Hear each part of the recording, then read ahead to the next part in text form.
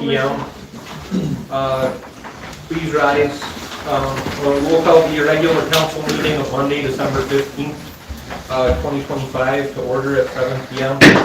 Please rise for the invocation and the pledge of allegiance.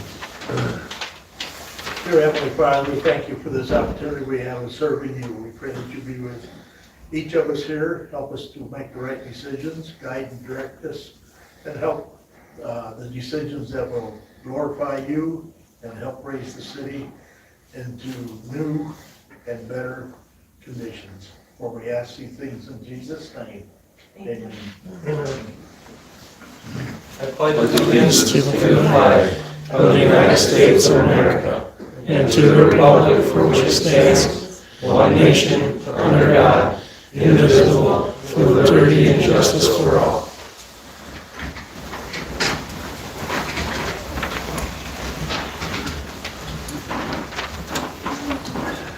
Council, do we entertain a motion to approve the agenda?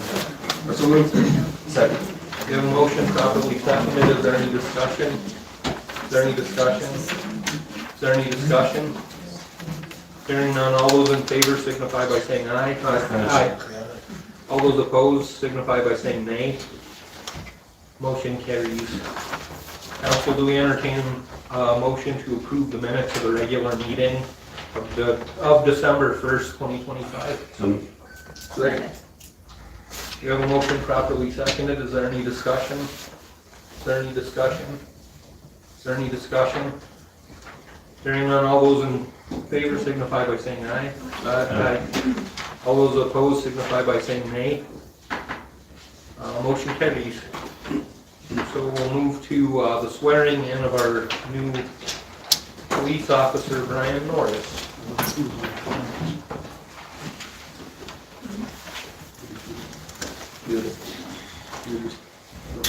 Okay, Brian. So I state your name, do solemnly swear and affirm that I will support and obey and defend the Constitution of the United States. I, Brian Norris, do solemnly swear and affirm that I will support, obey, and defend the Constitution of the United States And the Constitution of the State of Wyoming. and the Constitution of the State of Wyoming. That I have not knowingly violated any law related to my election or appointment. And that I have not knowingly violated any law related to my election of appointment Or caused it to be done by others. or caused it to be done by others. And that I will discharge the duties of my office with fidelity. And that I will discharge the duties of my office with fidelity. Okay. Thank you, sir. Thank you, sir. Yeah. Thank you. Thank you. Go ahead and sign that and give it to Stacy and she'll notarize it.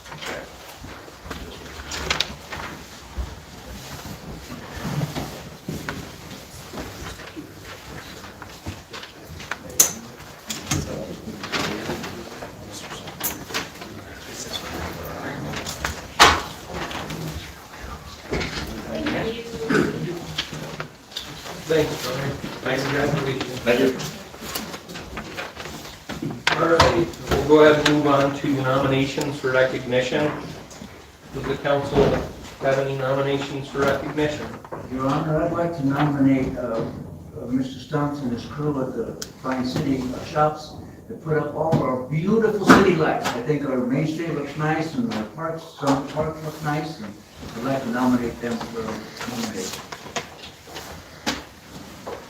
Thank you, Councilman Boss. Is there any other nominations for recognition?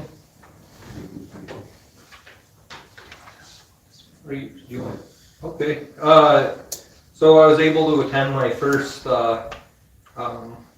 Festival of Trees hosted by Pinnacle Bank. It was my first one this last Friday, I think. Not last Friday, Friday before. Was it last Friday? Friday before. Anyway, it was wonderful. It was a wonderful experience. They raised $36,000 for the community, and it was a great time. I think a great time was had by all. So I'd like to nominate Pinnacle Bank for their Festival of Trees. And then I'd also like to nominate Sarah Weppel and her children's music program, the children's choir. She did a bunch of caroling on Main Street, I think, on Thursday of this last week, and then she also represented Newcastle, and the kids represented Newcastle at the Rush game. They sang the national anthem, and it was really fun to watch. And I was really proud of all of them. So I want to nominate Mrs. Whipple in the children's choir. Is there any further nominations for recognition? Hearing none, we'll go ahead and move on to certificates of recognition, which there are none tonight. Moving into citizens business verbal, we'll start with item number 1, Bruce Perkins with the Weston County Travel Commission. Thank you. Excuse my appearance, it's been a muddy day.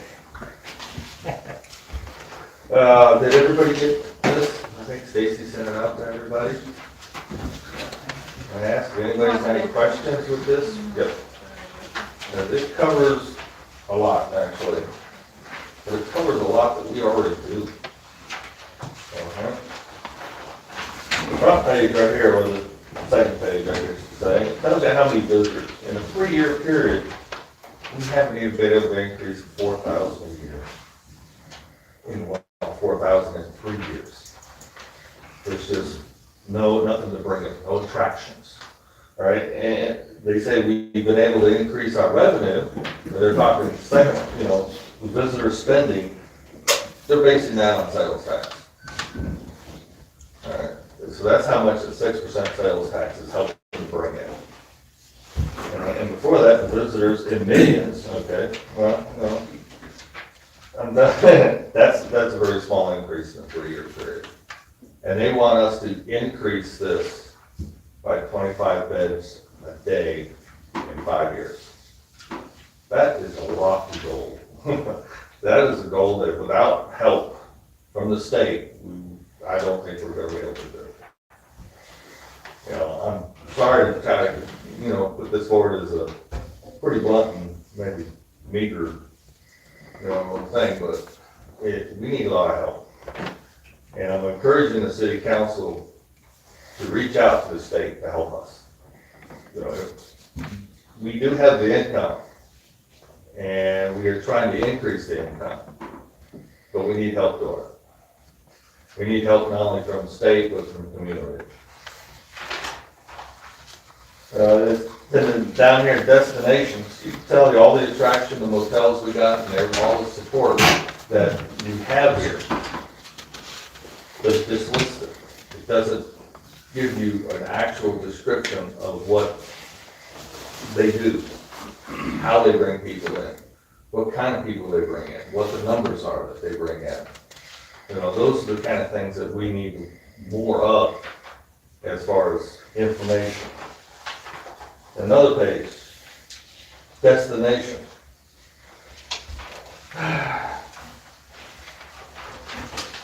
It says here that they want us to, well, I'm getting ahead of myself on that one. Destination, staff work falls upon advertising agency, which we've hired. They do a lot for us, and volunteer work.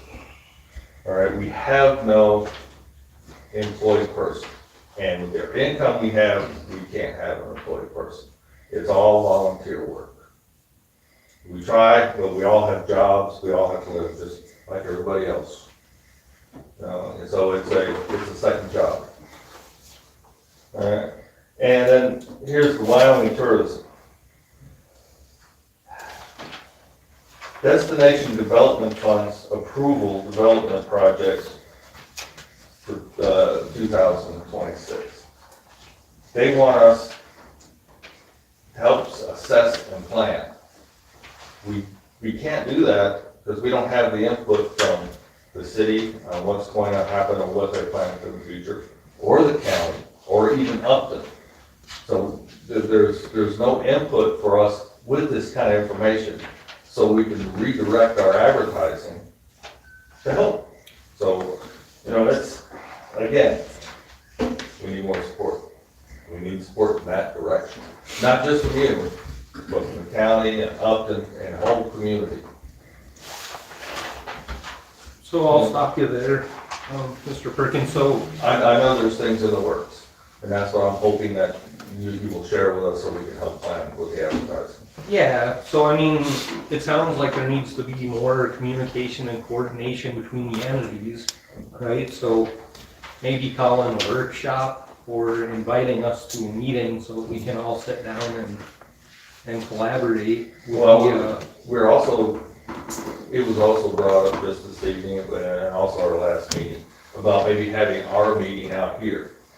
And we have it on the third Wednesday of every month. If we can have it out here, open to and directly in the middle of town, then more people might want to step in and get involved, and just sit in and see how we do things and how we can pass information back and forth.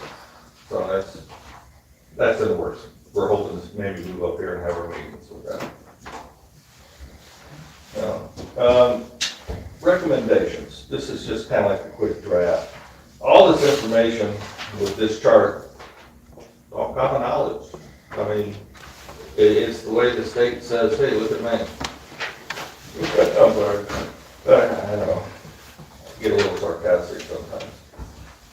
The work of partnership with local governments and economic development boards. That's all they just tell us. That's all they recommend. We've been trying to do that for years. The support from the state has been very minimal, even when we ask for it. Now we have a program here which we can get into in order to raise up our level, because they want us to have $200,000 a year, produce this as far as tax wise for the state, as far as bed tax. And they want us to keep promoting what we have, which is all around us, but not here. 70 miles that way, 70 miles that way. You're talking Custer, Mount Rushmore, and all that stuff. So we are a pass-through. We got to be able to stop. And that's what they want us to develop more of. It's hard to figure out exactly how they want us to do it because, they just build on our framework that we already have. With our advertising, they say, hey, you did great with this, but do more of it. You're doing great with this, but do more of it. We can't do more of it without money. So they want us to get into a program which brings us more money, but yet we have to pay them money to be in this program to give us more money. And what that money does, it allows us to spend it in different directions than what we already are doing. Because we're limited in what we can do by the state, and how we can spend the money. This opens up that and, gives us more options, like putting in for the new Veterans Memorial. Right now, we can't, but if we get our money up and we pay into the new program, then we can donate into that and advertise for it. So right now, we can't. So those are the kind of only program actually that they've put forward to us as far as expanding our advertising abilities. So that's basically it. I don't really mean to put a damper on everything, but it doesn't look good. I've been here for 20 years, I had a business for 20 years, and zero growth. And they say, well, you need to advertise for hunting to bring in winter. And I said, well, we have, but the hunters have gone down. And they asked why, is because here you got a group of people who have gone out and leased all the property up for hunting, so now myself as a local can't even find a place to hunt. The new store. This is the one-stop shop. We have a pharmacy. We have a bootlegger's liquor. The deli, the food that you can get at a lunchtime is so amazing. The coffee shop. Certain Friday mornings, there's 30 people sitting here in all these chairs. This is the hub for people to come and visit, have their coffee, have their donuts. It's amazing what this area has done. Totally amazing. Have gone out and leased all the property up for hunting, so now myself as a local can't even find a place to hunt. You have to go with their guide. And instead of keeping them in town, they're staying out at the ranches. Are they paying bed tax? No. No. So that money has been taken away from us. So it's things like this that hurt us You know, every year, last summer, I'm asking for support. Town needs support in order to keep the events going, you know, keep businesses going downtown. You know, we just need more support from the community to do it. And we need more support from the whole county in order to keep us going. 2028, up for voting to see if we're gonna keep the bed tax. We lose it, it goes from 4% down to 2%. 2% the state will give us. 2% we can also close up shop. You know, not to just give it to the city so that the city can have a little bit of income. That's why I look at it, but they can't. You know, they can't legally do it that way. You know, that's my personal assessment. I mean, you're a representative, I'll be honest with you. It doesn't look good for the next few years, it looks bleak. And this right here, it's most of the stuff we're already doing. They just want us to do more of it. And it's hard when you can't find people who want to be on the board. I think now we only have one vacancy. We used to have 3. Any questions? Bruce, underneath the recommendations draft in number 5, it says something like this, says Wyoming Office of Tourism Development Funds. What can you tell us about those funds? The program I just told you about. They have a program to which we have to pay into them. All right, we have to take the money that they give us, buy into that program. They give us twice as much of that money back and a wider, like I said, broader range of how to spend it. That's one of the programs. The other programs won't come to us until we reach an income of $200K a year in bed tax. Then more programs come available to us. So, but they haven't told us what programs. That was the only program they told us about for more money. No. So. And like I said, that looks bleak. We personally, I don't think we have the beds for it. You know, for hotels, we don't have the attractions for it. You know, I just get a little frustrated year in, year out, it's the same thing. You know, I don't see any great opportunity coming our way as far as this goes. Hopefully what you guys are working out with development in the community and economic development will help with this. You know, where we can help with you, either way. I hope it works. I'd like to see what you got coming.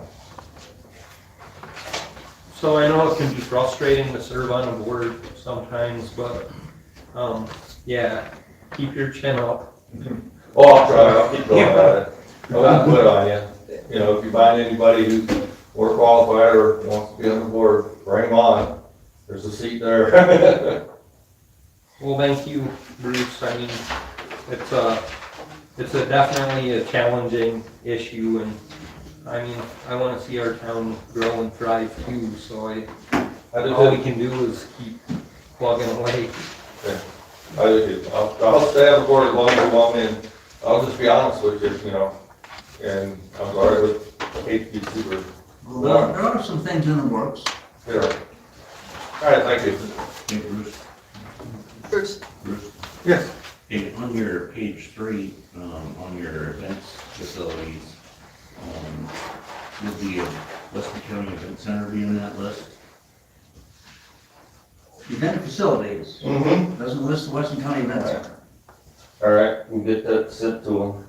And I'm not sure what the name of the lodging was in for Upton Hotel listed on there. Right up. Yeah, we've already had a correction with, the lodging, Iron Creek. which, you know, we got another campground there, and I have a new list here. This lady in Osage Hideaway LLC, she's starting up a campground up there that overlooks, community pasture. So we're gonna help set up some advertising, get her all on our websites and start distributing. She's only gonna be seasonal for now, but that's something, you know? So, any other, any corrections? Okay. Thanks, Mr. Bruce, Burke. thank you. Yeah. We'll go ahead and move on to citizens business, verbal item number 2, Jenny Mosley and Deb Piano of the Weston County Humane Society. Thank you.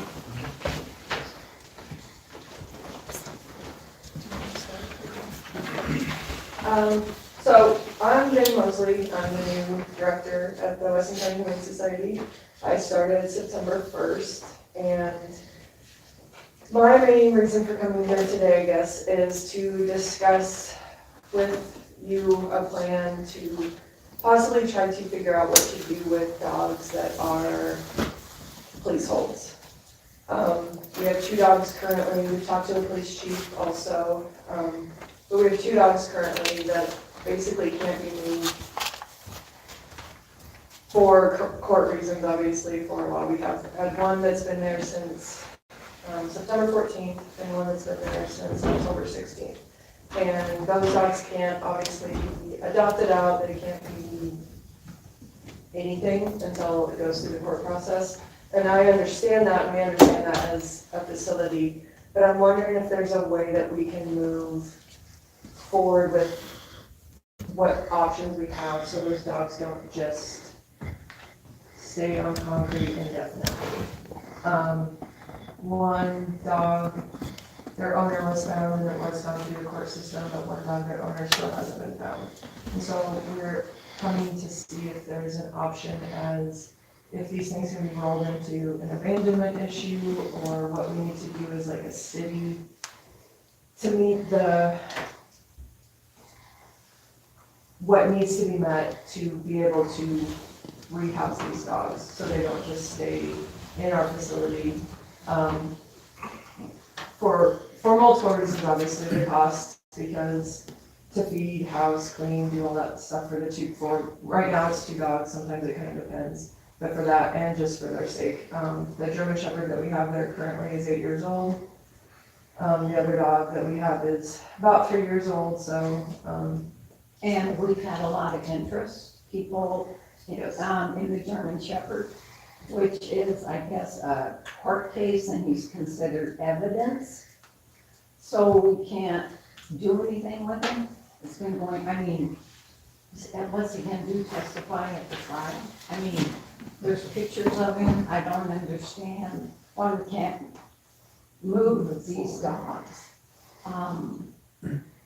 And also, I just wanna let you all know what the Humane Society is doing since Jenny took over in September. She's doing an awesome job. We've had several adoptions just since she started, because she's on Pet Finder, Facebook. But we've had a lot of dogs. At one time, we were full. Plus, we have 16 dogs up at the program at the camp. That's always stayed basically at 16. If we adopt a dog out, we've always got plenty of dogs, obviously, to go up next. So we're never at a lacking of dogs. So that program is always 16 dogs. The Humane Society pays for everything that goes on with those dogs, obviously, all the vet care, all the food, all of that stuff we pay for, along with the court-held dogs. We pay for the food, well, we pay for it and then we send it to the city, obviously. I know the city got a bill for that, for the food and the cost coverage. But that's also part of the reason why we're coming, is because that was a $1,300 bill for those 2 dogs just for October, I believe. It was September through November. Yeah, yes. So a month and a half for both. Yeah, it was September through November for Dane, the German Shepherd, and October through the end of November. And that's $1,310, and that's just $10 a day per dog. our monthly food, we spend $1,057 approximately on food every month for the dogs. And then, of course, we have utilities. So, but anyway, we're doing good things. Things are gonna move forward, and I'd like to be able, for Jimmy and the board, I'm on board, to be able to communicate with the city on our problems. And we have foster agreement that we wanted to put into place for the German Shepherd. And Chief, do you know where that's at? Have you looked at it? No. So, the council probably doesn't really have a bearing on the dogs that are evidence, because those cases are in the circuit court, which is the council's concern is the municipal court side of things. So I did speak with the county attorney, Michael Skulkin, and I did show him that agreement. He didn't feel that there was any issue with fostering the dogs, but if we could get that in some sort of a editable Word document or something like that, where he can put just all the little legal things in there that he needs to put in, we Well, should if be he good wants to to go. just write on the copy, we can make the corrections, but I also think your city attorney should look at it. Because you're gonna have situations that may involve the police department or the city, so I think it'd be good for him to look at it too. So, yeah, in all the cases where we actually seize dogs, those charges go to the circuit court, just because of the nature of that type of a crime. Right. So, we have to abide by those rules, so to Sure, say. yeah. But yeah, I mean, having Attorney Hughes look at it is no issue either, but, yeah, if we could just get that document finalized, he didn't feel there would be any issue fostering the dogs. To help put them in a little bit more comfortable situation and alleviate some work for you guys in the process. So both of those cases are still ongoing? I believe so, yes. I'm trying to think. The one owner was found, and I don't know what they ended up doing with that individual. The other one is still MIA, if you will, so. So And that's what makes it. how long do we hold these dogs? Because the owner, the person that was charged with neglect or abandonment, whatever, and they're out there MIA for months, years. They never find them. And we have this dog until, at what point do we say they lost their rights to this pet? And that's a question I'll have to talk with the attorneys about, because I don't know the answer. Obviously, if somebody has been arraigned into court, then they have 180 days Right. to have a speedy trial. But it's not a long time, so. Yeah, I don't know at what point we say, sorry, you lost your dog. Yeah. And I don't know if that can be something handled by way of policy, or if there's a statute that covers that somehow. I cover these things extensively, so I know exactly what's going on. And we write these stories and tell people exactly what's going on. And then you go back on Facebook now and you see people that are like, oh my God, what are they doing? What are they doing with this money?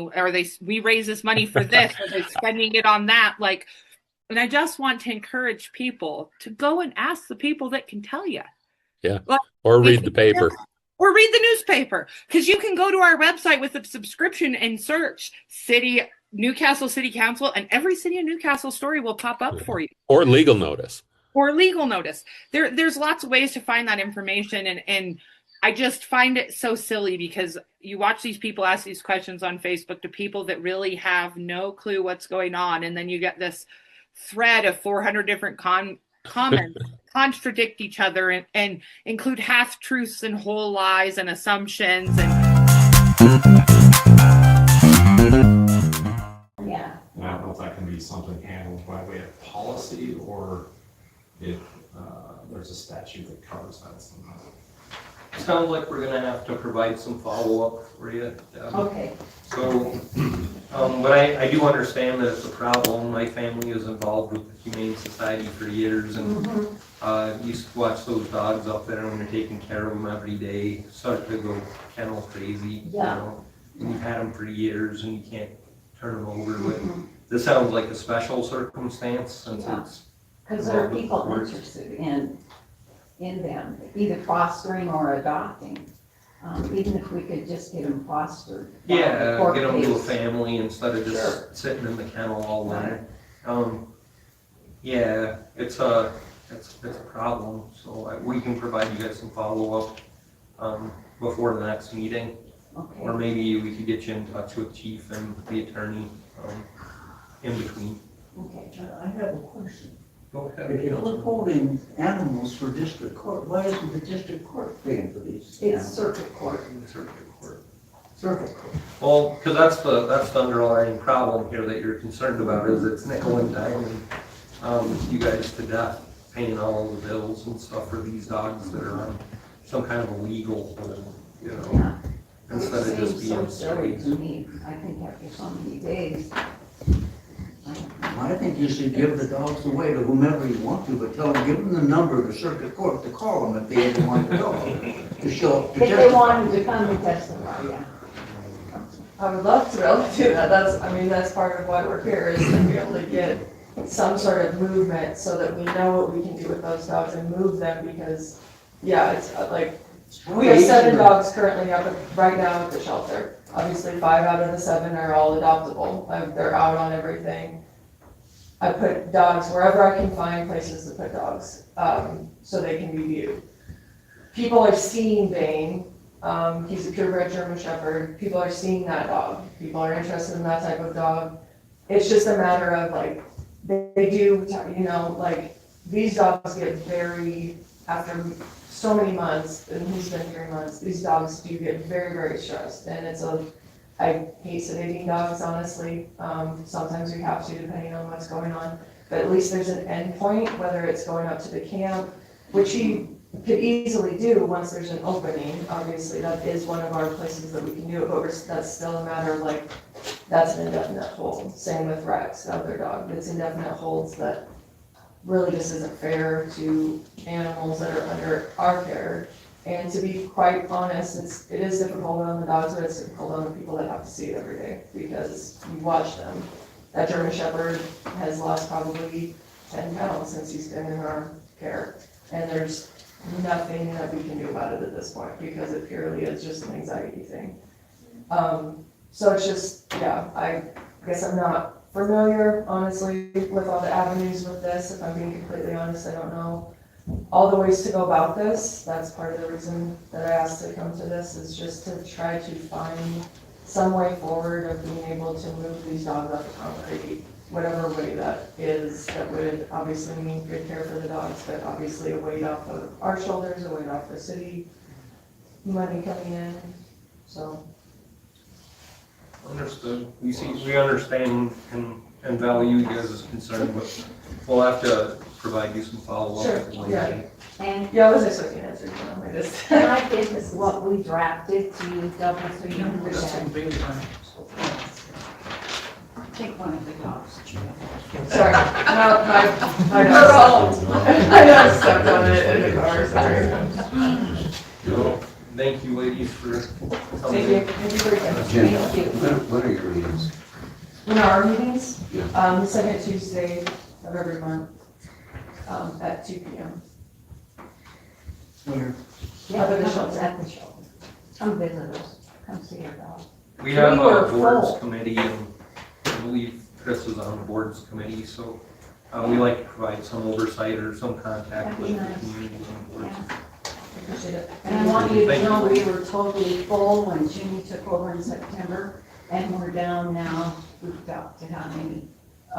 In the last 3 weeks, we've adopted out 8 dogs. Wow. Yeah. That's She- awesome. yeah. She drove to Cheyenne to Wow. deliver a dog yesterday, Great. and you've driven to Rapid. A lady flew in from Michigan. She saw the dog on Pet Finder. She flew to Rapid. Jimmy met her, and so Wow, she's doing Thank you. Yeah. Yeah, we've had a really good move. We've got, we put the dogs out, like I said, everywhere. The community too, the community response has been overwhelming. We did a giving tree for the first time for the dogs this year. And in 12 hours, all the tags went for every single dog. And people have been giving toys and treats and dog food. So the community, I cannot like stress enough. Like the support of the board has been amazing, but the community really has like shown out. And that's part of our goal to moving forward is to get back into the community, to start doing things actively in the community, getting the community involved with us as much as possible. I'd love to, more people around the dog, seeing the dog, interacting with any of the dogs is only gonna help them be socialized. So I appreciate any assistance, but thank you for your time.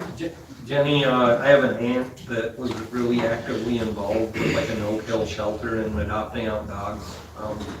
And I'd like to get you in touch with her. She knows a lot of stuff about that. Yeah, that'd be great. Yeah. I'll take any of it. Okay, I'll track you down. You know what? I have a card just for you. You got a card? I'll give you this card. You would like to give them out, so.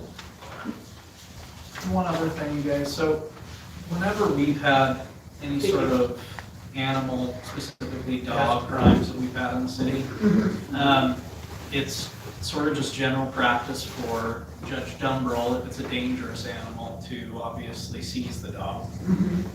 Those cases, at most, I've had them last, I believe, 3 months, and that was based on the defendant's continuances for medical reasons. That's an extreme. But in terms of actually holding a dog for evidence purposes, we don't require those under our ordinances to prove the crime. So, one thing I will say is I think that it probably does need to be sort of parsed out with the county, because if they've seized that dog as, basically a piece of evidence. But it was the city that seized it. Sure, but the thing with that is. It's charged under. It's charged under, yes, state statute. So they would have to go to circuit court, which then is overseen by Linda Bush. And if it's in district court, it would be overseen by a few different district court judges. The thing with that is if you were to give that animal away, there would be some massive issues if that was still, basically, if the dog was still supposed to be in evidence and part of a case. Even if the person has never been served, it's been 3 months. I would kind of have to know the ins and outs of that case to know the specifics, which I will not be privy to. Sure. Michael Stolken would be laughing right now if I came in and asked him if, I could figure out what's going on in this case. But one of the things with it is if they've seized the dog into evidence, I suspect that's going to be very few and far between, but there might be a means of fostering or something to that effect. Part of the problem that has arisen with these two specific cases is, to my knowledge, prior to about 2 years ago, the city has never taken a dog into custody on a state statute charge. So to some degree, this is new to everyone. Yeah. And in these two particular cases that we're dealing with, where we couldn't contact the owner because the reason the dogs were taken is they were abandoned and locked up and they just disappeared with feeding and watering them. But typically when we do these things, there is somebody attending to the dogs, just not good enough. So when we do that, they have a bond hearing right away, and we talked about this when we talked before. But they set aside a certain amount of money that we can then draw from. So we submit receipts for any expenses, and it is reimbursed through that bond that is set for the care of the animal, whether that be food or veterinary needs or what have you. But in these two instances, obviously, when we can't find the person to serve it in that paperwork, we can't have that hearing. So, and this is kind of an atypical situation, but we just so happen to have two of them essentially back to back. So hopefully this won't be a all the time problem, but we do need to find a resolution to it nonetheless. Thank you. Thanks, Lee. Thank you. Moving on to citizens business, verbal item number 3, Scott McGuire, Newcastle Ice Association. We're just here to report the council an update on our plans for this winter. The association is ready to start up the skating rink as soon as the weather cooperates. We got some cold weather earlier, but this week it's pretty warm and the weather was nice. I'd also like to thank the council and the Weston, or the Newcastle Rec Board for the financial support you've given us and the location that we have. We're really happy with the location. We are able to provide the skaters skating day or night. The lighting is good. The location is centrally located. We have water there. So thank you. We are planning to set up the same size rink in the same location as it's been, 100 feet by 70 feet. Set up benches. We were able to remodel our Connex building so it's fully insulated and it's ready to be used as a skate rental and concession stand. We are still looking for a nonprofit group, a group of some kind that will help run the shop. If we had access to some kids that would want to volunteer to run it, we could post some regular hours, but we just haven't managed to do that yet. That being said, we do. Oh, so I was trying to pull from a pool of volunteers. Jody Barker with the county, she does the kind of like the kids that are gotten a little crossways of things that need community service. She provides them. So if y'all are at Jody Barker, then she might have some bodies for you. I mean, because you're not really like how's it working? Well, we had like Rihanna Scribner's home ec group. They have a group at the high school, and we were training them to do some of the work, and we said that they could sell some of their baked goods or homemade, their stuff at the rink if they wanted to. And that was the year where we had maybe 2 weekends. It was just too warm to have it open. And then last year, she said that the people she had in the club were in athletics and they didn't have time to run at the hours we want. So it's just a few problems. She's gonna check with them again this year to see if they would be willing to participate in that. And the arrangement that we have with them is that we would donate to their nonprofit using our funds to do that. So that's how why we wanted like a nonprofit. We have a set amount that they could earn and they could have as many workers as they wanted. And we wouldn't actually hire them as employees.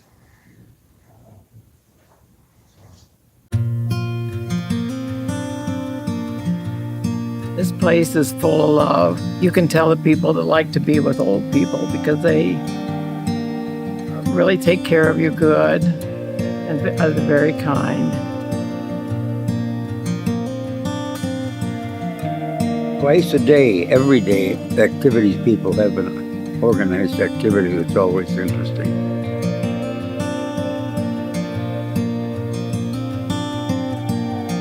Everybody loves to play bingo. We play it 3 times a week here. We also have ceramics that you can paint.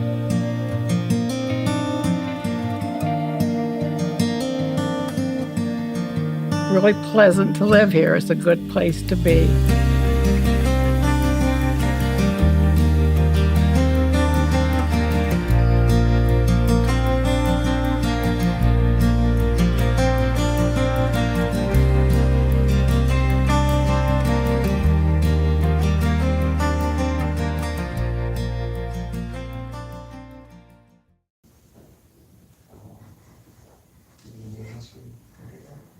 Yeah, Jeremy Slomit's my name. I just want to thank you guys for your support, and we had a couple things we were wondering about. Last year they run the power sweep on the cement, and we were wondering if they could do that again this year, or if they would do that again for us this year. The reason for it is there's a lot of rocks and pebbles and debris and stuff like that, and it is hard on the tarp liner. When we put it down, it'll poke holes in the tarp and we lose our water. But and the other thing is, I think there might be one light, yard light or street light or whatever burnt out up there. I don't know. I guess that's and unfortunately the weather is it's hard to get sympathy because everybody likes warm weather, you know, and the alternative would be like I talked to my brother-in-law a couple hours ago when it's 13 below up in Rolette, North Dakota. It's like, yeah, you can make good ice when it's 13 below. But, so yeah, I think that would be the only thing I was wondering about was the power sweep for the area and the Is that something we can address, Greg? As soon as we get the equipment fixed. Yeah. It broke down as we were headed up there, so. Oh, You were planning on, because I know you did last year. Yeah. Yeah, no, It went nice. they actually went up and moved all the skate equipment off to the side. They were headed back up to Brummett and lost hydraulic line on one, and then a electrical connection on the sweeper actually broke too, so. So once you get that addressed, then probably can move it up there. Yeah. We still have intentions of doing it, it's just a matter of getting the equipment up and running. Okay, thank you. Do you have any other questions? Does the council have any other questions?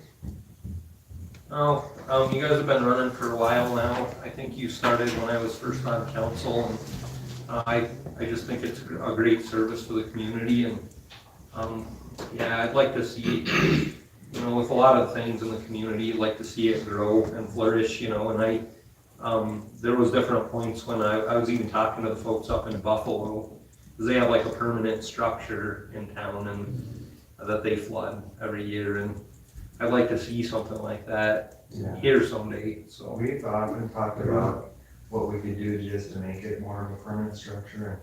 I mean, it'd be as simple as running a curve around where we wouldn't have to put up the liner and the boards, and just be able to flood it that way. If you're interested in doing the upgrade, I'm interested in talking to you. Yeah, it's always fun trying to meet everybody's needs, because there's like some folks that have been hitting me up, because, you know, we're talking about the backyard park and the skate park, and then moving the equipment out of there to the skate park, and then there's been people after me to turn that back into a tennis court, you know, so I don't know, it just, we got a lot of interest in our community, and it's just trying to make everybody happy, but yeah, someday. So. I'm sure we're planning some community evening events like we have in the past, where there's gonna be music and food and maybe some night skating or something. Hey, that sounds like fun. Yeah, last year Nathan did a night skate where he got a DJ and then played some music, and kids seem to have a lot of fun. Night skating is a lot of fun. The ice is usually better when the sun goes down, and it's a little colder, sets up, and it's good way to get out in the winter time and get some exercise. Yeah, I'd come up and drink some cocoa, but I don't think I can get on skates, so I'd probably break a leg. You know, the other thing I want to emphasize, it is free to anybody who has their own skates. Yeah. So they can come anytime. We don't charge anybody anything to use the rink. It's just, if we do have some rental skates, and it's like $3 or $5 a shot. So it's pretty reasonable to come up there. We maintain the ice, we try to flood it every day or every other day, whatever, depending on the conditions. All right. Thank you, gentlemen. Thank you, guys. Does the council have anything further? Another group that you might reach out to that could potentially have some young individuals that help would be Ryan Whipple, Lane Zerps with Fire Department, the Explorers. Okay. I think we're reaching out to that youth group on the Church on the Hill. That's right. Indicated. They had like 100 kids. So, a couple options there for you. Thanks, I didn't think of that. Thank you. Thanks. Thank you. Moving on to citizens' business in writing. Item number 1, plumbing and electrical license renewals for 2026. I'm just gonna read the names of the plumbing contractors, and then if you wanna read who all is in their staff, there will be a copy of this list in the adjoining chamber right in front where you came in. So the following. Note this. Here? Okay. And then we moved Black Hills Gas and Holding LLC to the end of the list, or to the other side. They're the limited plumber. Limited plumbing license. Okay. So the following have requested plumbing licenses for the 2026 calendar year. All fees have been paid and proof of insurance and bond have been provided.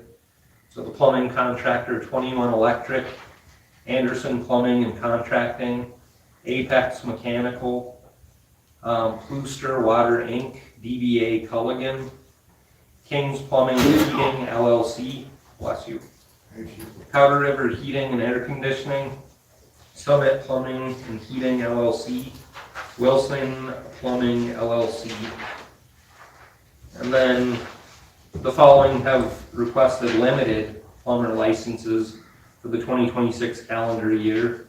The limited plumbing contractors are Anderson Heating, Always There Heating and Cooling LLC, Black Cat Construction, Climate Solutions Inc., Comfort Systems Heating and Air Conditioning, API HVAC Services Inc., DBA Tessier's Mechanical Contractors, and then finally Black Hills Gas Holdings LLC.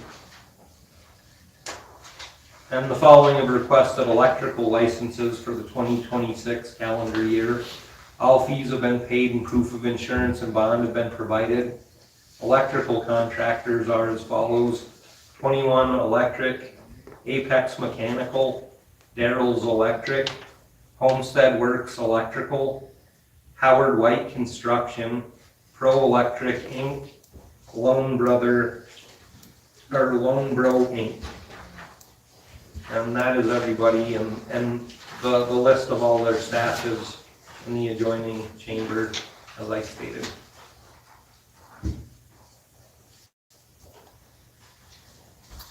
we need a motion on that to approve it? Does the council entertain a motion to approve all of the plumbing and electrical licenses as read? Second. We have a motion properly seconded. Is there any discussion? Is there any discussion? Yeah, no, there's another electrician in town that did they not get on the list? They, every, letters were mailed out to everybody that's been previously licensed, and these are who we received applications back for. Did you have something? Tessier, what'd you call it? Is it Tessier's? Tessier's. Tessier's, okay. Where is he? Where's that? Yeah, I thought it was like a French name or something, sorry everybody. APA HVAC Services Inc., DBA Tessier's, mechanical contractors under a limited plumber license. Is there any further discussion? Hearing none, all those in favor signify by saying aye. Aye. All those opposed signify by saying nay. Motion carries. Got lots of plumbing and electrical providers. Okay, moving on to old and new business, which there is none. On to committee and council member reports, and we'll start with the Parks Committee.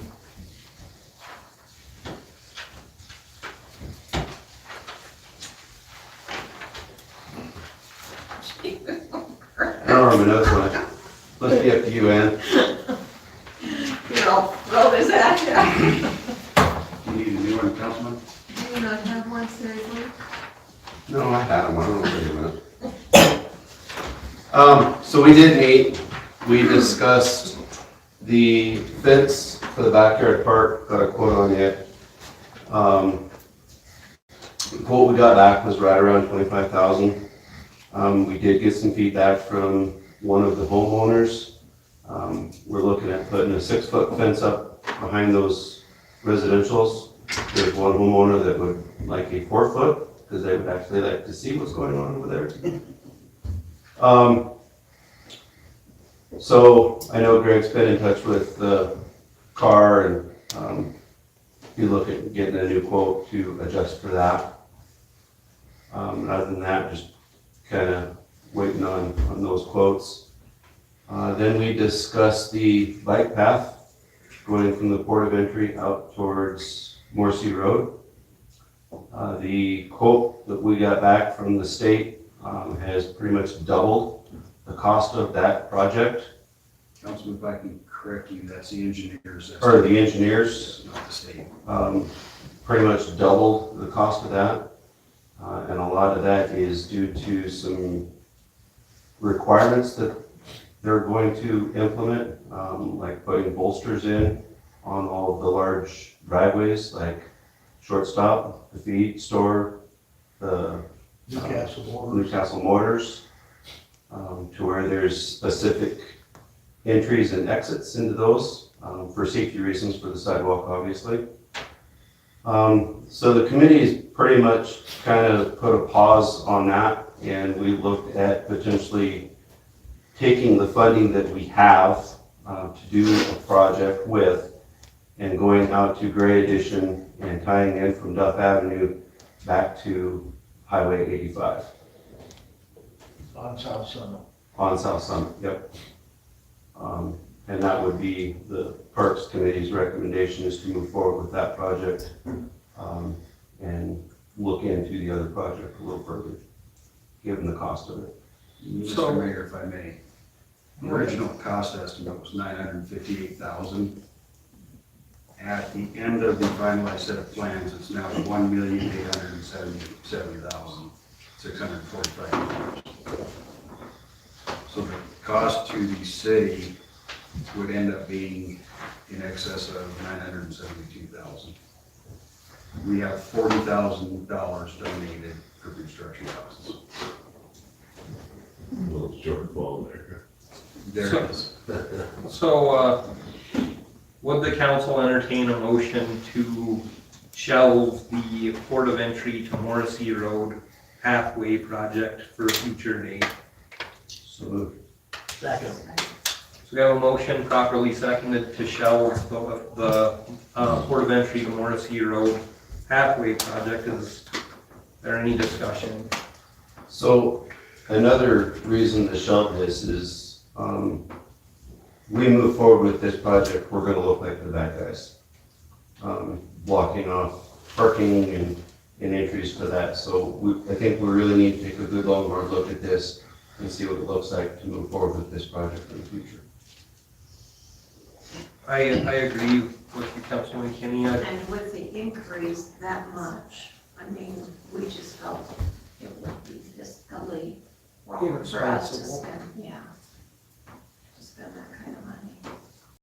In addition to the weekly printed version of the newsletter journal, we also promote our community and share important information on our award-winning website, newslj.com, and in our weekly email newsletter, Nuke Now. We also connect with readers through various social media platforms and invite you to check us out on Facebook, Twitter, and Instagram. You can even take a look at a recent meeting of the City Council, School Board, or County Commission on our YouTube channel. We do hope that you will go to newslj.com and subscribe today, and we look forward to making all of our great content available to you. But regardless of your level of support, we thank you from the bottom of our hearts for doing your part to preserve a free and independent local press. Agreed. Is there any further discussion? Any further discussion? Hearing none, all those in favor signify by saying aye. Aye. All those opposed signify by saying nay. Motion carries. We're gonna shelve the project, or the pathway project, west side of town. And then will the council entertain a motion to move forward with the Highway 16 pathway project? If I may. Wasn't that what we were going for? Mayor, it's the South Summit. Oh, South Summit out to the elementary school. Old 85. Old 85. Old 85, South Summit, pathway project. Is there a motion to proceed with that project? I make the motion to proceed with that. Second. Motion properly seconded to proceed with the South Summit, or Old 85 as some people know it, pathway project for the elementary school. Is there any discussion? Mr. Mayor, if I may. Yes. This project, one, will not have the necessary stipulations the other one would because we own the road. Number two, this project should be half of what the original cost of the other pathway project is. It's half the size. Also, with the cost estimate we currently have for this project, we should be able to cover the 9.15% match with the donated funds that we already have for construction. There may be another 5,000 or 10,000 we have to come up with, but we actually have donated money for this. So when did you think you could start on that? The way this process works, we would put in a TAP application, or a statement of intent for TAP application in June of 2026 for a 2026, 2027 designs timeframe. Then once the design work is done, we submit another TAP application for construction following the design work. Once that's completed, then if we are awarded that grant, then we do construction. We would probably be looking at 26 for the 26, 27 for design, 27, 28 for construction. Is there any further discussion? Yeah, the other part to that the committee felt that this was a better option to move forward with is all the infrastructure out through there has just been recently updated. So now would be a good time to move forward with this. Agreed. I was aware of some of the stuff that was going on, and I'm really pleased with the committee's recommendation. So if there's any further discussion, hearing none, all those in favor signify by saying aye. Aye. All those opposed signify by saying nay. The motion carried. Thanks, Parks Committee.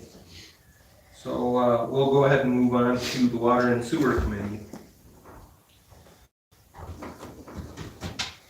We had a wonderful meeting and lots of good things were decided.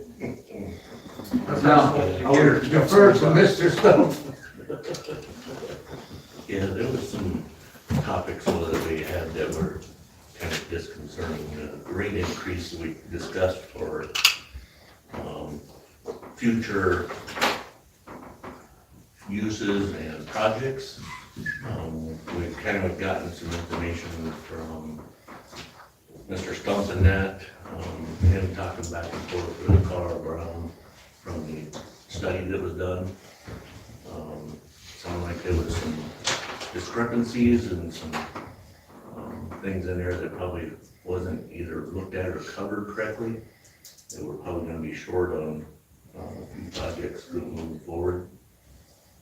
It's something we're probably going to have to look at, either having Carl redo some of the analysis or something else that we need to come up with on what our rate adjustments are going to have to be. Some of that is concerning the decrease in funding for tank 2 rehab. Mr. Mayor, if I may, we lost 17% of our funding on a $2.4 million project when WWDC reduced their grant from 67% to 50%. Well, that's hitting a lot of across the state with the decrease in the amount funded. Some of the key points in there, basically, like Grady put in there is, in the conversation back and forth with Carl, that we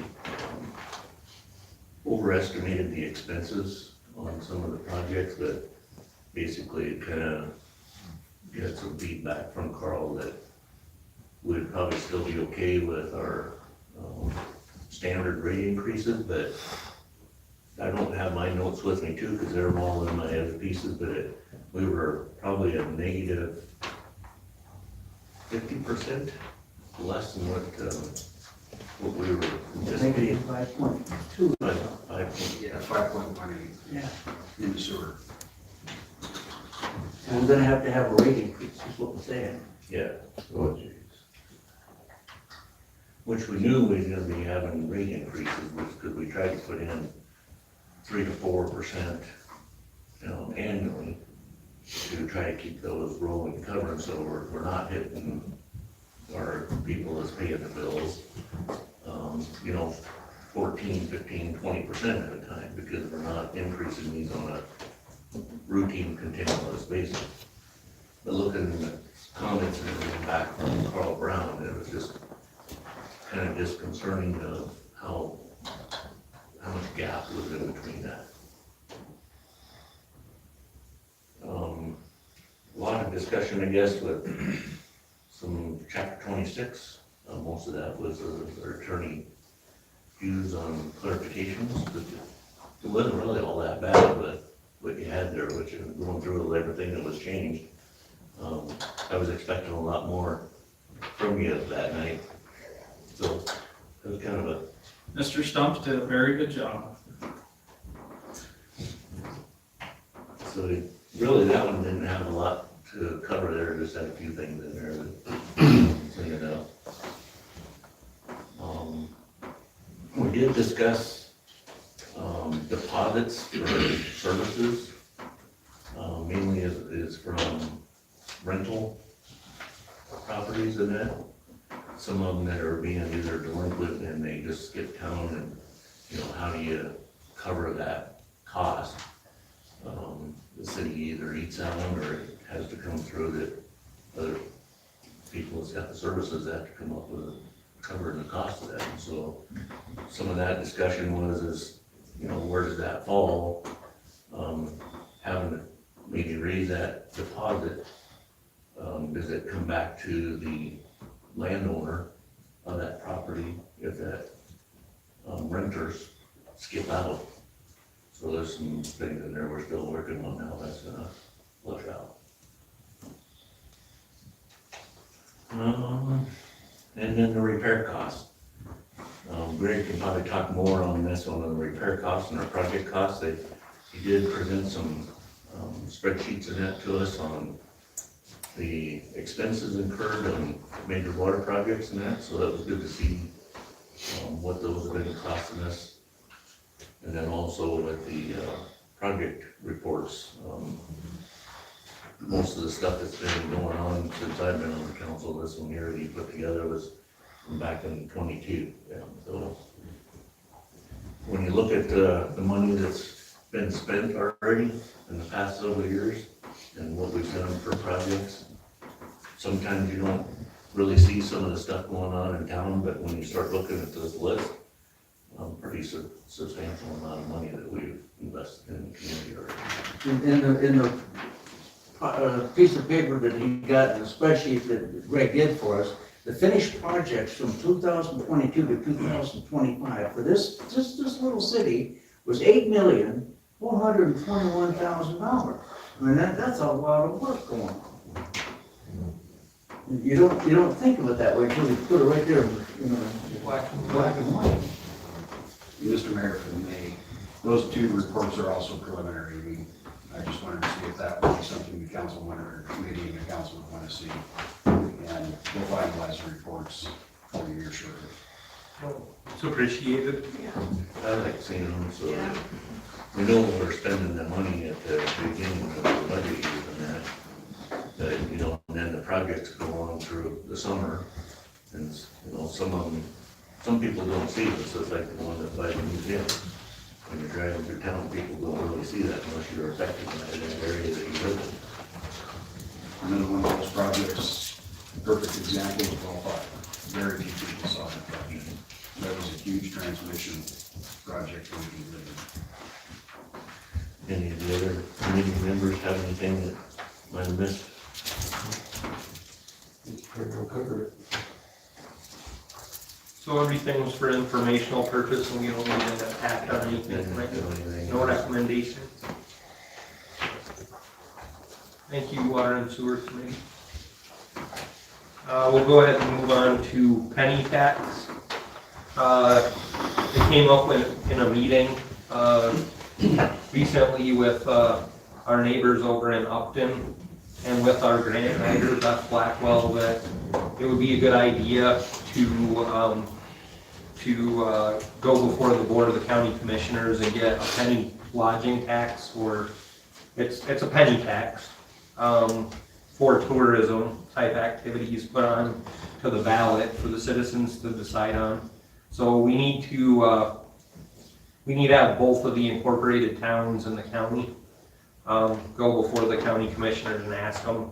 So actually, our grant writer, Beth Blackwell, is going to look into the requirements for going before the board. But I wanted to include the council in this decision. It was identified that we could use some of that penny tax money to help us identify projects in the community that we wanted. It's a specific use tax.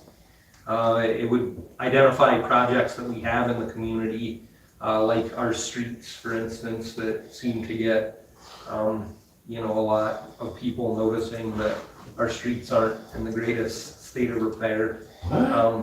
Yeah, so it's a way to identify specific projects and then use that money as a match on a grant or as part of the funding mechanism to get that third of the street paved that we would have to pay out of the general fund.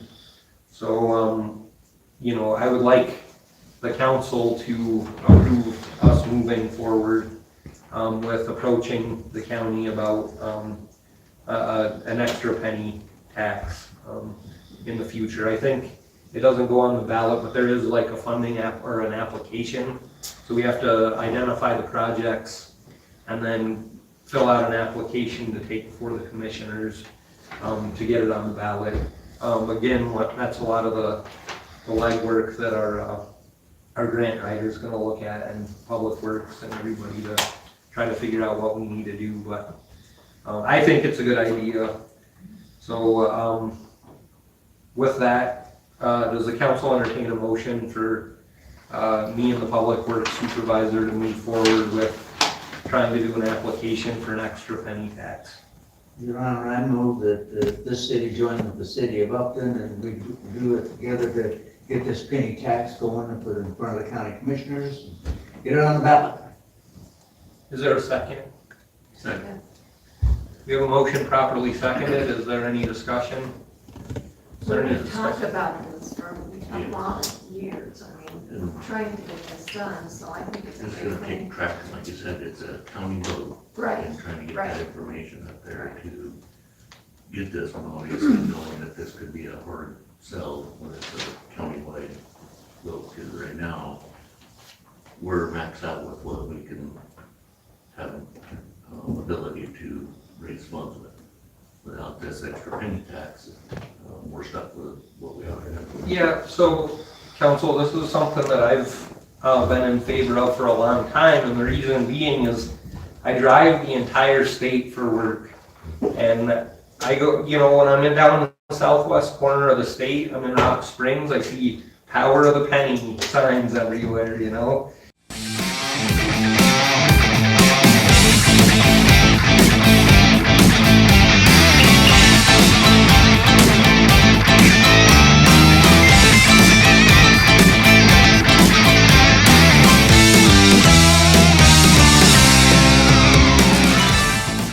And they're doing so much good work with it, right? You go to Campbell County, we're a poor county, right? We're in the top 3 of the poorest counties in the whole state, but like, you know, the power of the penny speaks for itself in the work that you can get done with it. So I think, you know, people, we complain about the roads, right? Power of the penny, we get a road paved, people see what we're doing, it's a positive thing. So I'm a huge fan and proponent for this. Mr. Mayor, if I may make a comment. And this fund, this money's bought for this project specifics. We're not going to use it to do other things. These are identified projects, such as Morrissey Road that we want to get paved, South Summit that we want to get paved, Rodeo Sheridan Street, right at the top of the list. We've got plans for the other 2. Rodeo Sheridan street portion of it's $1.5 million. That's what we have to come up with. So this would help fund those kind of projects. Well, we're just gonna have to all get together and lobby. I mean, you know, really promote it and. Well, I think it's a positive thing, and once the citizens see the work that's done, it'll speak for itself. But is there any further discussion? Hearing none, all those in favor signify by saying aye. Aye. All those opposed signify by saying nay. Motion carries. Thank you, council. I think that's going to be a step in the right direction. Moving on to Wood Bank. So there's some traffic on Facebook the other day. There was a community member that owns a business that was asking about wood banks. A wood bank is, we're trying to figure out how this would look. Apparently Buffalo, I have a call out to somebody in Buffalo that actually has a wood bank. So the wood bank is a place to stockpile chopped wood so that people in the community that don't have means or are elderly have access to wood that they can heat their homes with. The person that I mentioned, she has a business that revolves around wood and firewood, and she's just wanting to know how that looks. So we're in the preliminary phase of trying to see how another community does it up in Buffalo, and where we would site the wood, and how we could, you know, get it going. So the wood bank is in the future. We'll keep plugging away on it, and I'll keep the citizens and the council informed as I make any headway on the wood bank. So, is there any questions about the wood bank? I thought it was a great idea. I saw it on Facebook, and then We can started stack talking that to wood, people. stack that wood right there in your pocket park, and it's right there on Main Street. You just come right in and pick it up. I don't like that idea at all. Any further discussion or questions about the wood bank? Hearing none, we'll go ahead and move on to RCAC. So our HUD project with RCAC, clerk treasurer Stacy Haggerty has gotten it in the ad into the newspaper. It's a big ad. It's going to run all month. We really need to identify somebody to be our community coordinator. So I'm really hoping, it's been in there for a few days now, and it hasn't generated any applications up to this point. But Mr. Perkins was referencing some of our community economic development work that we're doing. That's one of our projects, is that HUD project. It's going to go over the course of the next 3 years, and that person would be employed through that grant for the next 3 years, with the idea being that it might turn into a longer term position. But I also did some legwork today, and I got the certification letters and everything filled out to provide for our funding mechanism. They are going to cut us paper checks. Treasurer Haggerty was like, if you would like paper checks, they're gonna cut us paper checks to reimburse us for the cost of the project, so. It's kind of an out-of-pocket expense, but then we get reimbursed either monthly or quarterly is how it's gonna work. And, so, anyway, we're pretty much done with all the paperwork. We're ready to move forward. We just need to identify a community coordinator who's gonna take the lead on it and, you know, start engaging in the training involved and engaging with the business owners and the prospective entrepreneurs in our community. So, we really need somebody to apply for the position. So, does the council have any further questions on our CAC project? Hearing none, any questions? Okay, hearing none, moving on to, thank you, council. Moving on to department head reports. Item number 1, engineer Stephen Dietrich. Yes, Mr. Mayor, members of the council, I have a very brief report today.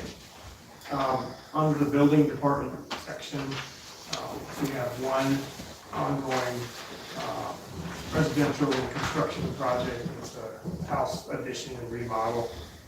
It's ongoing. And then I have one new building, which is the Dollar General project that everyone's watching go up. And just as a side item, it's on schedule possibly to be finished by the end of the month. We're pushing really hard to get that done. Under construction costs and permitting fees, we did not collect any permitting fees and any associated construction costs associated with that for the first 2 weeks of December. And then the rest of my report is nothing to report. So I'll pause there. Any questions? Any questions for engineer Dietrich? Any questions? Is there anybody at all trying to become our building inspector? Is there any interest? There's interest, but the position has not been advertised yet, so no Okay. officially. All right, thank you.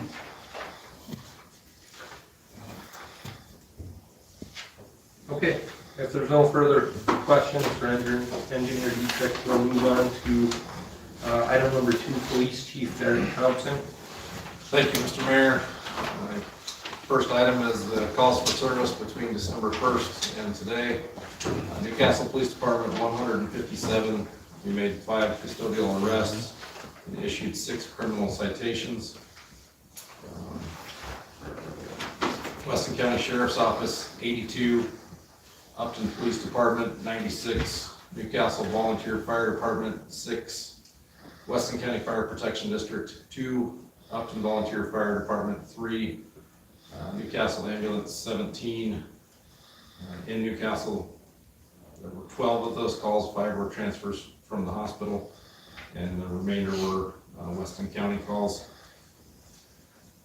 And then my second item there, just to let the council know, last Tuesday, Mayor Owens and I went to Gillette to visit with the chief of police and his lieutenant and their city administrator about some of the ordinance enforcement issues that we're looking at. And we got some really good ideas from them and some really good information to maybe help us streamline things a little bit and make some changes that will positively impact how we're enforcing ordinances and get some better compliance in those situations. And I guess I will jump to the last item here, kind of going off of that. Is there a time, preferably, given that we're getting so close to the holidays, that you guys would be available for a police committee meeting to discuss some of that stuff and a few other items?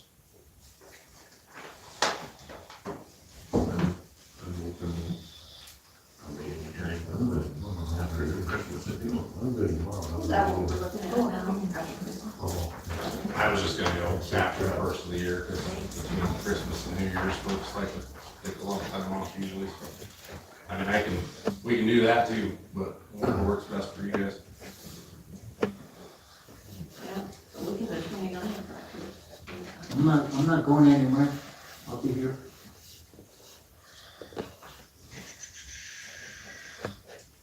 Week of the 29th, you said? Okay. Since we don't have a council meeting that evening, you wanna just do the 29th? 29th? That work for you guys? Works for me. What time would you like to do? Anytime, I'm off that day, so.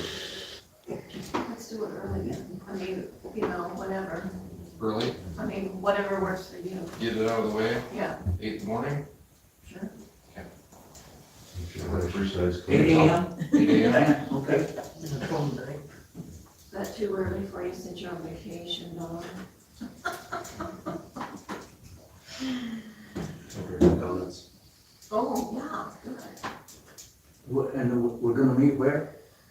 We'll just go with the city, go right up here. Okay. I don't know why I'm pointing up when we're sitting in the city council chambers. All right, and then on my second item there is just a note that on the 13th, we participated in the Shop with the Cup event for the 5th grade students. And that's all 5th graders in Weston County. That's put on through the Peace Officers Association, where we give each student a set monetary amount to go Christmas shopping, basically for themselves or their family or whoever they choose. And there were 38 students who signed up this year. I'm not sure if they all showed up. That all went well.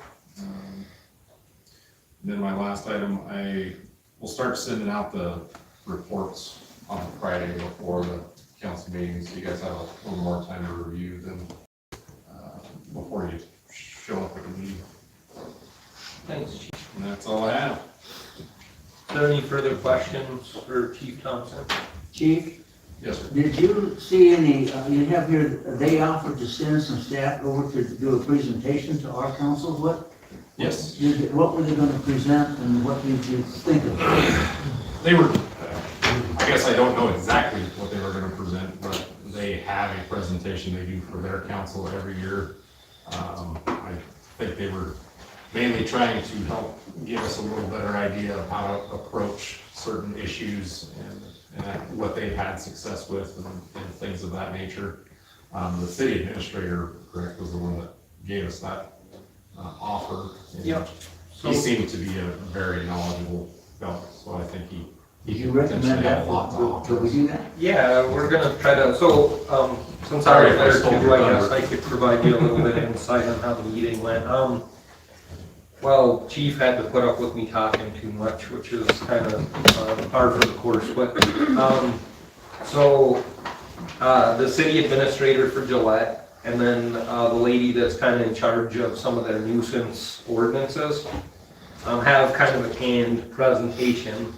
So I was thinking after the first of the year, because we're kind of in last meeting of the month and then the holiday cycle. So after the first of the year, we'd invite them to come over.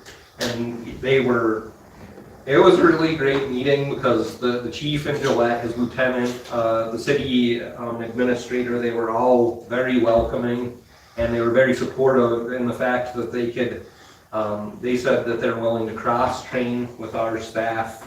They're willing to provide us support in the form of all kinds of different things, man-powers, drones. They have drones that they can fly down. Yeah, infrared. They said they're more than happy to send a SWAT team if we need it. Like anything we need, they were basically on board with providing. Across county lines to come support our community. They said they would even send some of their CSOs, which they have 4.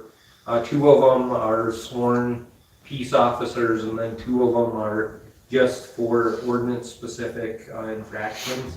And they were willing to do some cross-training with our staff here too. So it was a great meeting, and they were very welcoming. And then, like I said, they said that they would.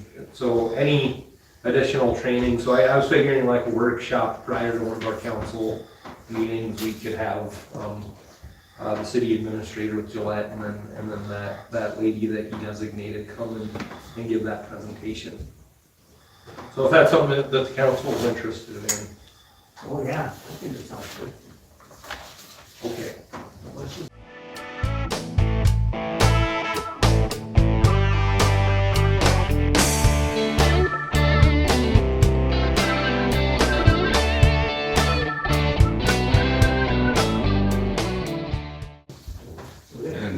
Yeah, there's tons and tons of information on that, but it would probably be easier just to let them give us their presentation. So I guess one of the things is they talked about instead of making certain ordinances criminal, especially like the parking ordinances and maybe some of the other just nuisance ordinances, a misdemeanor, making them civil instead, and then it kind of allows you to expedite the process, and you don't have to worry about if somebody's just non-compliant, you have to throw them in jail, instead you send them to collections. So instead of costing us money, hopefully it would still be punitive in a necessary way, and we wouldn't have to pay to house somebody if they didn't comply. And I think it would just be a more effective way of dealing with these types of issues. And one of the things they did talk about is try not to get carried away issuing a bunch of citations, which I've always felt that way, but that was reiterated from them as well. Just because they said you're gonna turn one problem into a different kind of problem if you do that, so. And that's all I have. Is there any further questions for Chief Thompson? Hearing none, we'll go ahead. Thanks, Chief. We'll move on to item number 3, Attorney Dublin Hughes. Thank you, Mr. Mayor, Council. I just want to piggyback off of something that Stacy is also going to be talking about.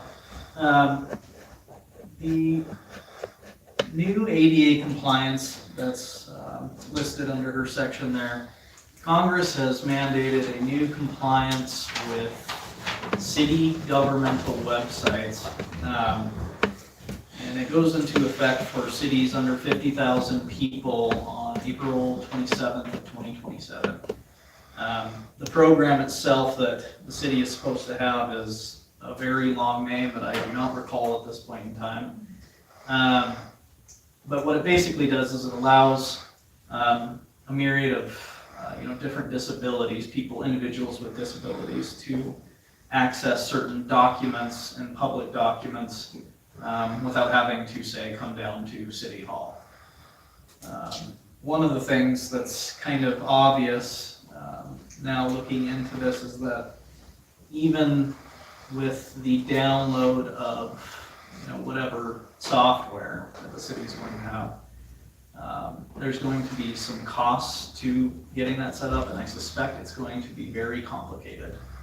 I know that the April 27th, 2027 date is quite a ways away, but one of the things that and it's just in looking at sort of how that's going to be administered and what is all required under that program, the testing of the program, I suspect that it would be prudent to move sooner rather than later on getting this ball rolling.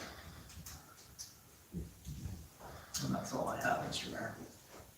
Is there any further questions for Attorney Dublin Hughes? Did they say how they were gonna police it? Well, the way that they would police it is let's say if somebody who is deaf, can't actually hear a certain video that we posted on our website, we wouldn't be in compliance with the federal, the federal act, the ADA Act, which is the new section that they're adding. The way that we would get notified of that is a lawsuit, basically stating, and it wouldn't be, I shouldn't say it's a lawsuit, it could turn into that. It would be an administrative agency reaching out to us and telling us what we have to do to have compliance, and then also probably assessing fines and fees for not having it up to standard. Okay.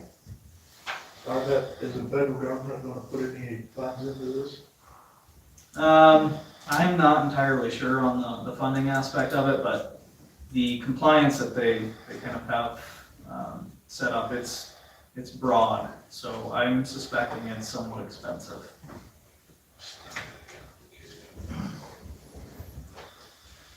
So, stop me if I'm wrong, Stacy, but when you first received word of this ADA compliance for websites thing, you kind of thought it could possibly be a hoax or I something. did, because it was just a phishing type of, they were trying to sell products. So actually, that's after I reached out to Doug when he said yes. It's actually a thing. 27.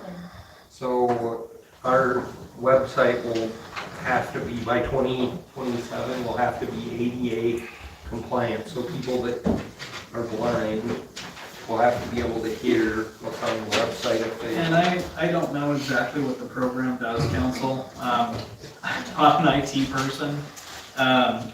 What I suspect is just by the nature of it, the ADA is very inclusive in terms of what is a recognized disability.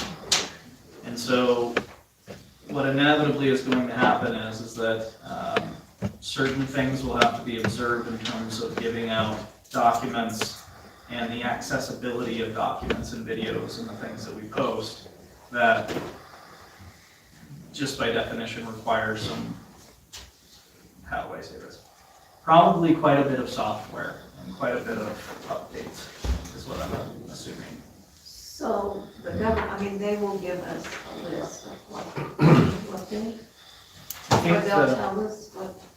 Yeah, so the actual law, seeing that it's going into April 27, 2027.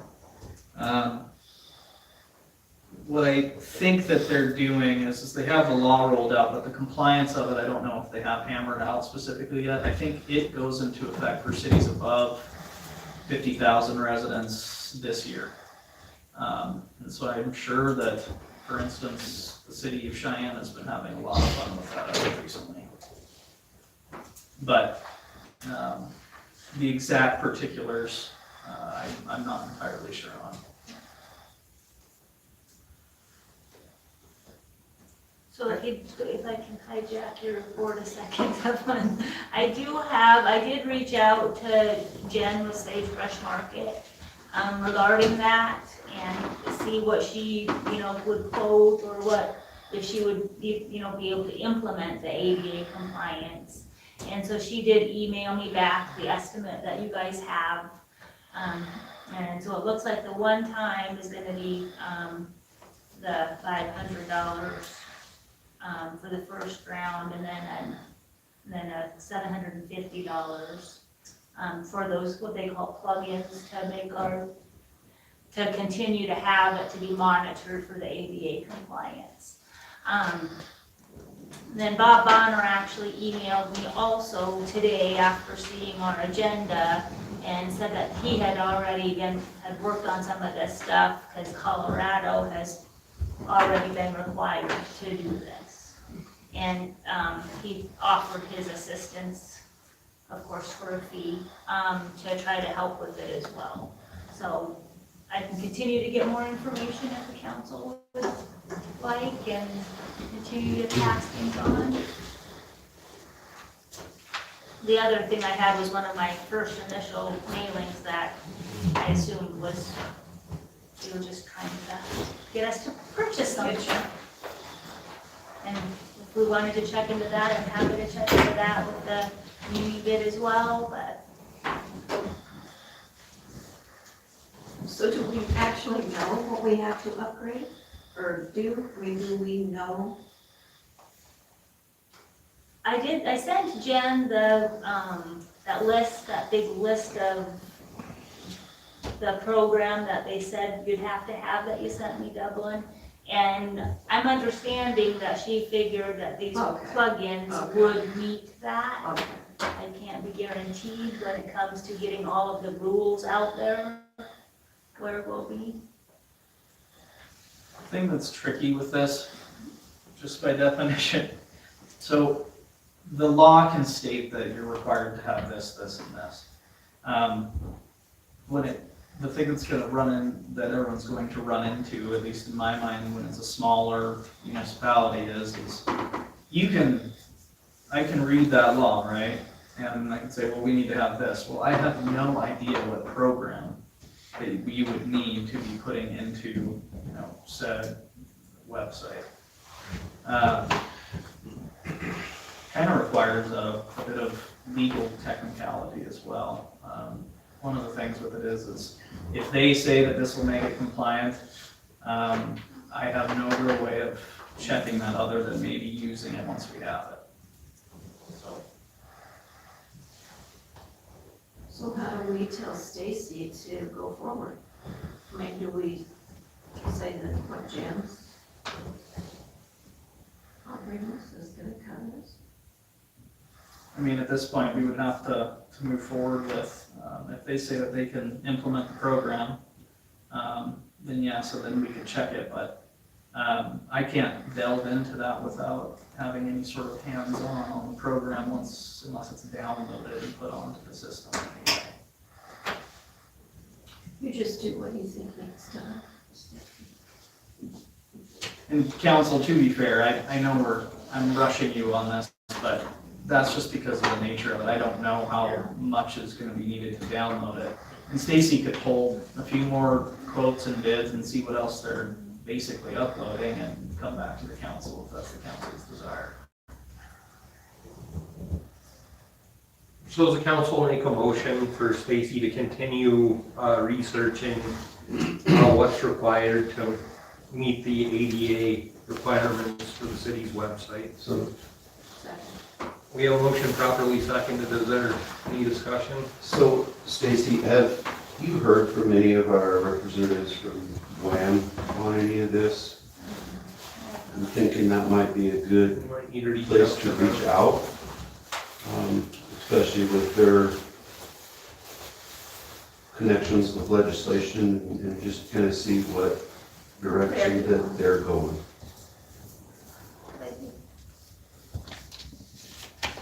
Is there any further discussion? Any discussion? I might make a suggestion to Stacy to reach out to Jim Hurley at the senior center. He's got a computer group that he works with locally that takes care of people's computers and their phones and things like that on Mondays at clinic. But also he's involved with a group in Washington where he's the lead of a computer group that can do things like this, and it sounds like it's just building a cloud and adding files for people to access that are disabled that we're trying to keep from going to the courthouse. So it doesn't sound as difficult as it seems, but I would reach out to Jim Hurley and see if he could just visit with you, ask him to come out and visit with you about it. Thank you. Thanks, Mr. Hall. Yeah. Is there any further discussion? Hearing none, all those in favor signify by saying aye. Aye. All those opposed signify by saying nay. Motion carries. Thanks, Stacy. Was there any other questions for Attorney Dublin Hughes? Hearing none, we'll go ahead and move on to item number 4, Clerk Treasurer Stacy Haggard.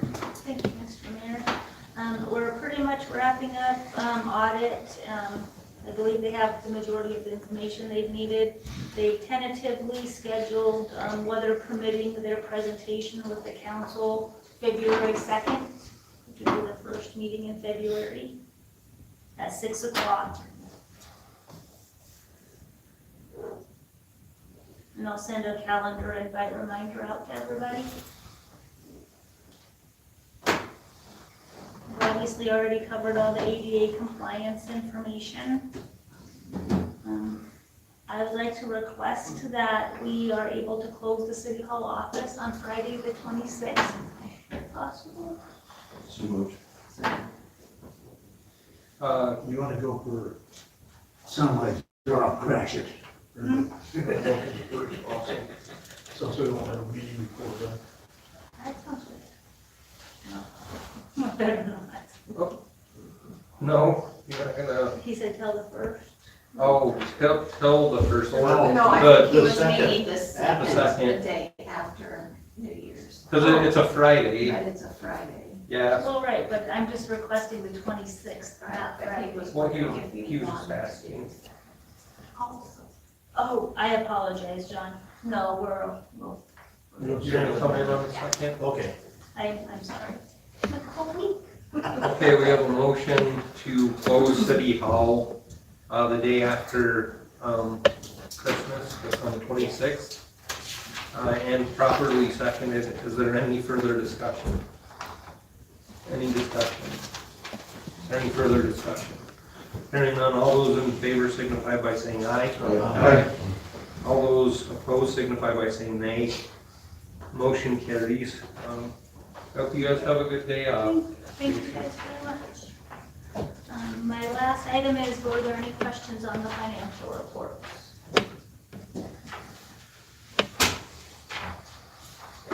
Any questions, council? No? Stacy's always